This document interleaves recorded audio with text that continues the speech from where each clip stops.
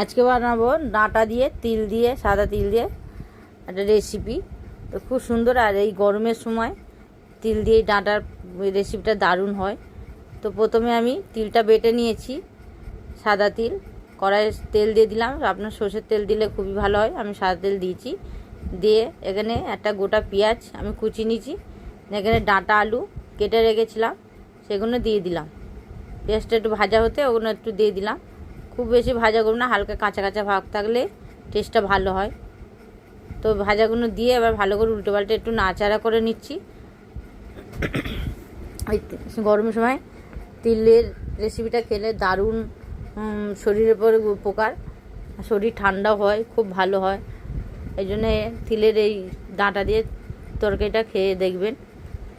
তো নুন দিয়ে দিলাম, দিয়ে একটু হালকা করে একটু ভেজে নিলাম।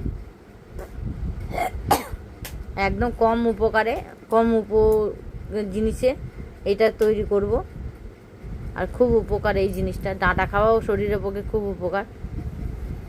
তো নুন দিয়ে একটু ভেজে নিচ্ছি, ভাজার পর একটু ঢাকা দিয়ে রান্না করে নেবো কম আছে। এখানে তিলটা আমি বেটে নিয়েছি, হালকা শুকনো আগে বেটেছি, তার উপরে লঙ্কা দিয়ে বেটে নিয়েছিলাম সেটা দিয়ে দিলাম।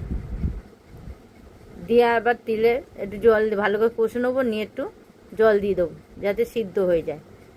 ভালো লাগলে বন্ধুরা লাইক কমেন্ট সাবস্ক্রাইব করে পাশে থাকবেন।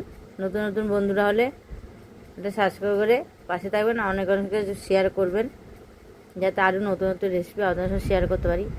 তো দেখুন ডাঁটা আলুটা অনেকটা সিদ্ধ হয়ে এসছে। তো আমি এবার মিক্সির বাটিটা ধুয়ে ওতে জল দিয়ে আরও কিছুক্ষণ এটাকে ফুটিয়ে সিদ্ধ করে নেব। এতে বেশি জল দেবো না, এটা পুরো পোস্তর মতন খেতে হয় আর দারুণ লাগে খেতে। আপনারা পোস্ত ছেড়ে এটাও খেতে পারবেন, এত সুন্দর হয়।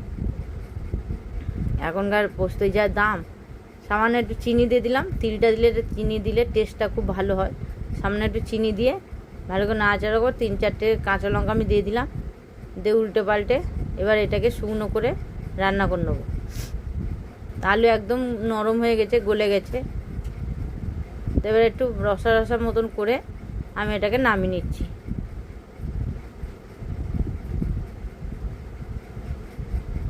ওপর থেকে একটু সর্ষের তেল ছড়িয়ে দিলাম নামানোর আগে,